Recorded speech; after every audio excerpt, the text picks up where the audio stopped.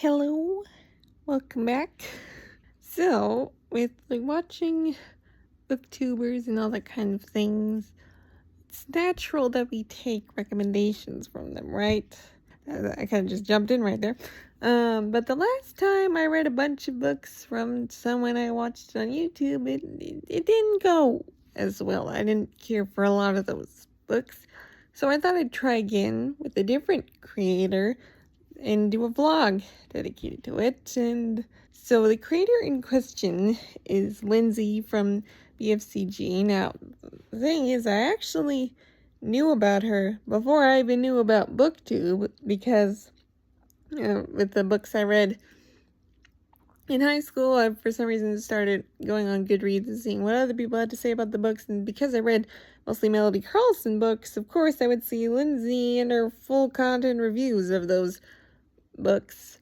Yeah, and then found out later she had a YouTube channel and all these things. So yeah.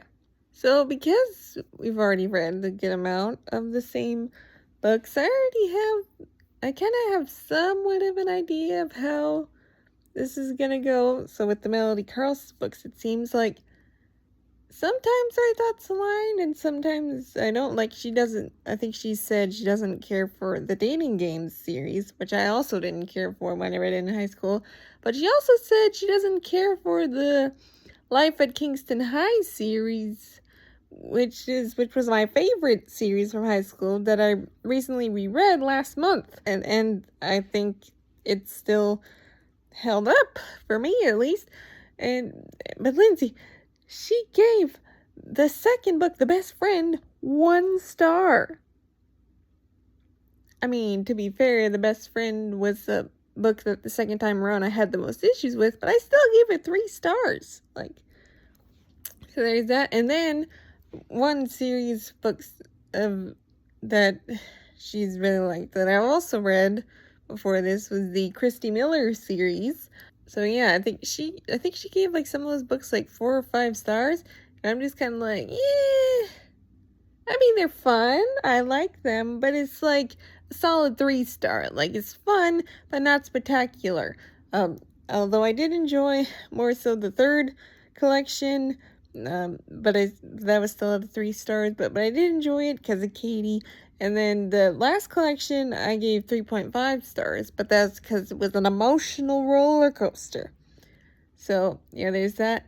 And also, in some of her reviews, some of the things they'd say is not sure if I would agree with that, if I read it. So, taking all that, I don't know if this is gonna go very well. So, yeah, I guess we'll see. Oh, and also, one thing, I haven't seen her said this, but according to one of the comments she said this. She's apparently said that she binges books like movies, which, I mean, that makes sense, how she can read 20 books in a month. So we're gonna try. I have 4 books for this video, and we're gonna try to read all of them within about a week. It's a little over a week, because today is Monday. I'm gonna give myself until next week, Tuesday, because I've found, trying to read them faster, I've found that how fast or slow you read a book can really affect your enjoyment of the book. So yeah, I decided to extend it a bit, to not just do it all in 4 days, so there's a time where I feel hey, I feel like I would enjoy this more if I read it slower. There's room for that, right? So, yeah, I think that's all to say. Let's get into it. So the first book I'm going to be reading for this video is The Lady of Lenaria by Michaela Bush. This will be my first fairy tale retelling. I mean, I read Coral earlier this year, but that was more of a reimagining than a retelling, so I'm counting this as my first retelling. Oh, I guess that's another thing both me and Lindsay have read, and it seems like we both didn't really care for it, although I think our reasons might have been a little different. But of course, one thing if you watch Lindsay, she loves her some fairy tale retelling. So of course, seeing all this, I saw all these, and although this one I actually didn't see from a video, I went to Goodreads and went to her shelves, and I went to CF fairy tale retellings, which I guess means Christian fiction fairy tale retellings, and I did the sorting where it's sorted by star rating, and then I see and I see right at the top 5 stars and this aesthetic cover, and I was like, oh yes please. But now the more that I've heard about it, I don't think I'm gonna like this that much. Yeah, I mean, I guess we'll see. The one thing I'm not so sure about is the faith content. It sounds a little charismatic, which nothing necessarily wrong with charismatic, but it's not personally my vibe. It seems like, in terms of the faith content, the kind of things like, for strong faith content that tends to lean charismatic, it's like, why can't faith content be exegesis or historical context or something? Why is it always kind of lean charismatic? So again, not the fault of this book or whatever, but yeah, so here goes nothing. Let's get into it. All right, I made it to chapter 3. There's been a few moments where I've been like, people don't talk like that, and not really in dialogue, more so in like description. It's like, what's going on here? And then for some of the things mentioned, I'm like, I think I've already figured out what's up. I mean, it's not like this is a thriller or anything, so yeah. I don't know what else to say. I made it to chapter 11, which is page 90. I am flying through this book. I think the only reason why I wouldn't finish it today is if I don't have enough time. Though I am wondering at this point, is she ever gonna get out of the tower? Because even the plan put in place, and it doesn't involve her leaving the tower. So I guess we'll see. Alright. So it's the next day, and I finished The Lady of Lunaria last night. So I did read it all in one day. I liked it more than I expected to, which, as you can see, I expected I wasn't gonna like it, so there's that. I think for rating, I'm going to settle on a 3.5, which is, again, not a bad rating. Even for Lindsay, it's not a bad rating, but, like, this wasn't the same rating, but still enjoyed it. So, yeah. I don't know if I'm going to start the next book today because I've got a video to film, and that video will involve more editing than I usually do for my videos, so I might have to spend most of the day on that, and then I guess we'll see if I have time after that is done. So yeah, right, I'm done my video, it's uploaded and all things. It didn't take as long as I thought it was, but it's still, it's nearly 5 right now. It is dark because it was rainy. So yeah, and I also had to charge my phone a bit, although I don't think I charged it enough, but we'll make do with what we have. So I don't know if I'm going to be able to finish this next book today, but we'll try. So the next book I have for this video is First Date by Krista McGee. I think I was interested in one of her other books, like Right Where I Belong, but apparently that's the third in the series, and the first one is First Date. So this is contemporary YA, or Christian contemporary YA, which I like contemporary YA, and I started off the year reading a really good Christian contemporary YA, that being Real Not Perfect. I probably won't shut up about it this year. Fair warning on that. But yeah, I'm trying to think if I've read another one this year. I guess this might be the second one. So yeah, we'll see. Again, I've already read the Christy Miller series, and I think that'd be Lindsay's favorite contemporary YA. So this is gonna be at a similar level. I don't know if I'm gonna like it any more than I like the Christy Miller series, but we shall see. I've also heard it's a contemporary retelling of Esther, which, like, it's like, I sound like being a nitpicky, but, like, Esther is kind of a problematic, well no, okay, obviously, like, even biblically, with this purpose, it was not a good situation what went on with Esther. So, yeah, to tell that story contemporary, it could get a little problematic, but again, we'll see. We'll find out. Let's get into it. Alright, I made it to chapter 5. This is most definitely an Esther retelling, given all the parallels. So, yeah, I mean, we see the beginning scene and then this whole, like, reality TV show, right? And then it says that this is a Christian school that is sending her. I was like, wait, why would a Christian school agree to this? I mean, of course, it's not quite as bad as the original Esther story. So yeah, I'm hoping.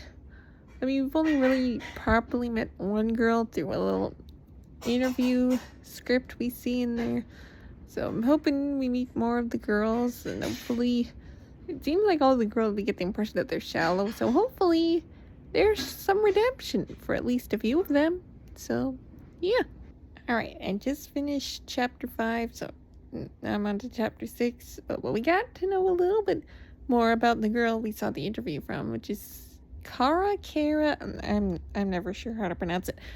And I gotta say, if this were a Melody Carlson book, I would think that Kara was gonna be one of those girls that, like, starts off not bad, but there's a few things she says that I'm like, oh, that's a little bit, but then by the end she turns out to be pure evil. But this is not a Melody Carlson book, so I guess we'll see how that turns out. Alright, I made it to chapter 24.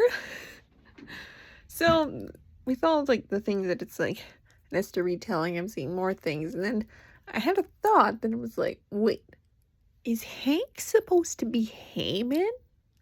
Like that would make sense, but also, like, Haman wasn't around before Esther became queen.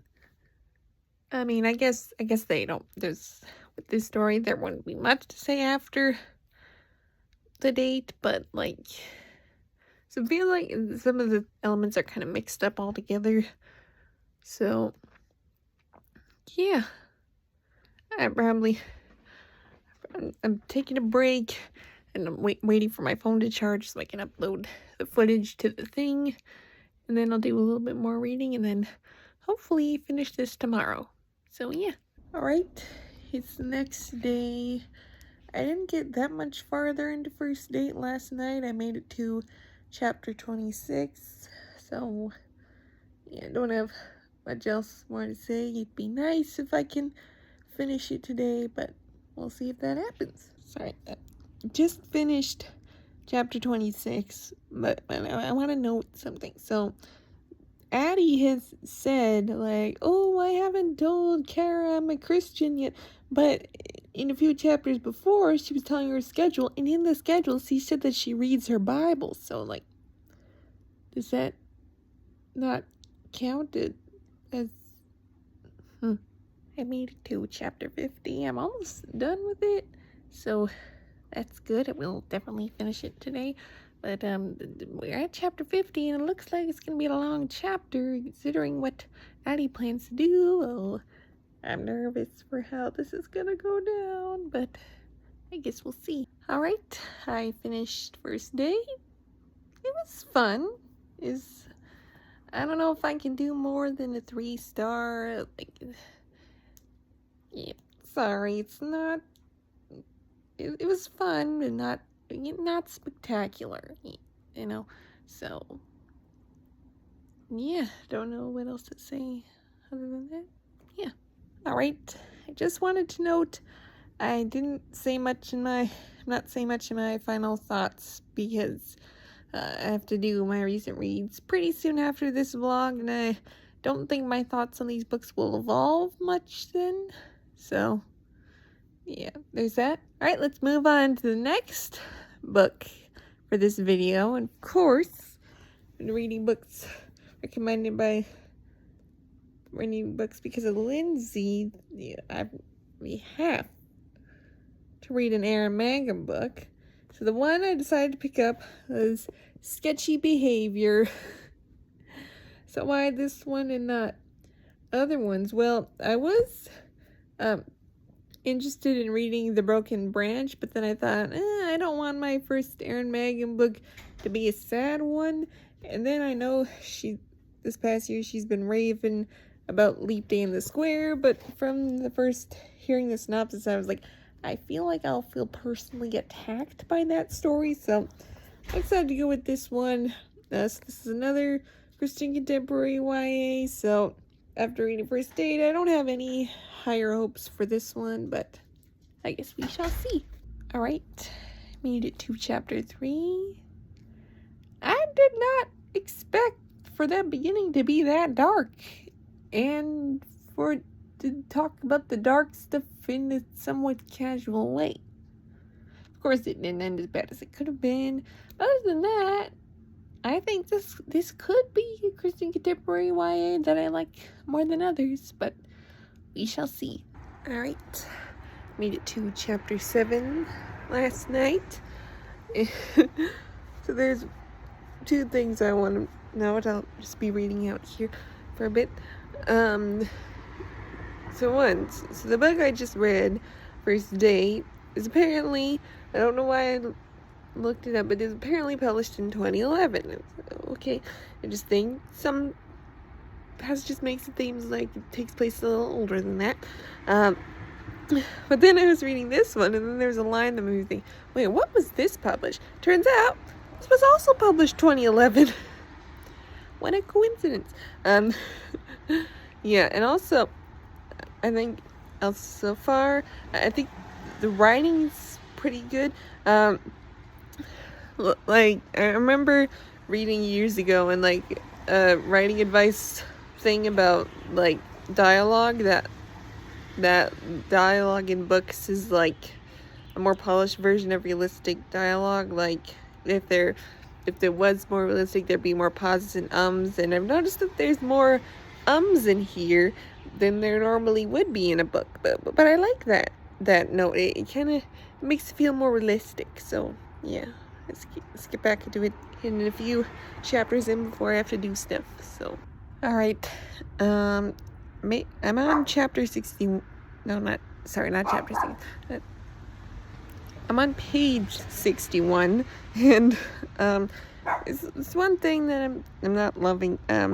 So I know, like, it's usually a thing in books that are series that one thing is said in one book, and the next book will say something that's important in case the reader forgot.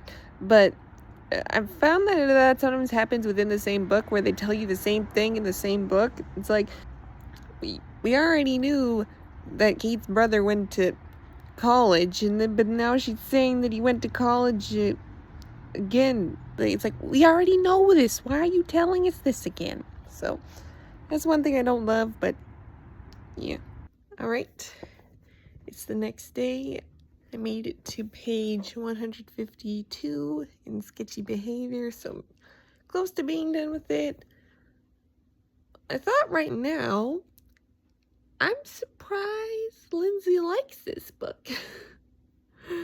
Like, I mean, I don't know exactly where this ranks in terms of her favorite or least favorite Aaron Mangum books, but like I'm surprised she likes this, because there's like serious situations, and so far when I'm reading it, there's not much of a romance. So it's like, maybe I misjudged. Maybe I misjudged what kind of books Lindsay would like, but yeah, let's get to reading. I finished Sketchy Behavior. I don't know what to do with this book. Like, I mean, I liked it in some ways more than I expected, but like, that ending. Like, I feel like this should have been a little bit longer because I need more than what they gave me. What is... I don't know. Alright. Now on to the last book for this video, which will be A Thieving Curse by Selena R. Gonzalez. So this was the book that out of all the books for this video was looking forward to the most. Though in the past few days I've had some reservations. So yeah, again, looking forward to this one. Talked about it in my anticipated reads video and all that. So this will be another fairy tale retelling. This time it's a Beauty and the Beast retelling. And it seems like from what I've heard, it has a good amount of similarities to the Disney version. The only differences that I know of is that instead of a beast, he's a dragon. And the villain has a son who's also a villain. I don't know if the villain is supposed to be Gaston or someone else, but yeah. So my reservations, if it's gonna be similar to the Disney version, well, anytime I watch, like I haven't watched Beauty and the Beast in years, but like anytime I watch things even related to Disney's Beauty and the Beast, I get in a weird funk. So we'll see if that happens in this book. So let's get into it. I made it to chapter 3. So far it's seeming very different than Beauty and the Beast I know. So I'm not sure when those elements are gonna come into play. So, yeah. Alright, it's the next day. I made it to chapter 12 in A Thieving Curse. I was hoping to get it finished today. I don't know if that'll happen now. I mean, even if I just get it finished by Monday, that'd be good, because then I can still film my recent reads on Tuesday, but I don't... All this reading of this one, I mean, maybe I'll be more interested now, because where I left off, I was more intrigued about what'll happen afterwards, but yeah, I mean, so far, I mean, I have enjoyed, like, seeing, like, Raylan and Garrett's sibling dynamic. I think that's pretty fun to see, and, like, it's interesting with, like, the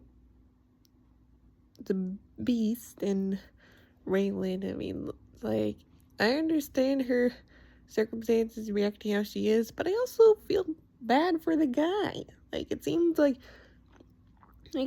from what we got in here, like, he wasn't cursed because of anything he did, so, like, yeah. I made it to chapter 17. Raylan and Alexander's dynamic is making me feel some weird things I haven't felt in a long time, and didn't expect to feel reading a clean fiction book. I don't know if I can elaborate more on that. Alright, it's Monday. I've been reading this morning for a bit, and I made it to chapter 33. I wanted to film something before I finish this book. I'm feeling less weird about it, and now the story's getting more tense, but there's like at least another 100 pages, so I don't know what's gonna happen and all that, but I guess we'll see.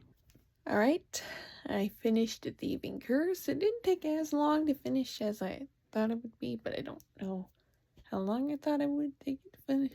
Not quite sure what to rate it yet.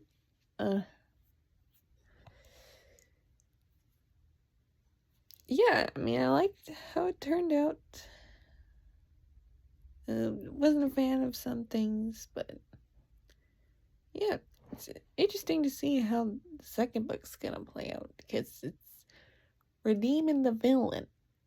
So, yeah, I guess we'll see. So that is the end of this video. I mean, I enjoyed some parts of some books more than I expected, but yeah, I don't think I liked any nearly as much as Lindsay did, but I mean, that might have been a bit too much to ask, so yeah, that is all. Goodbye.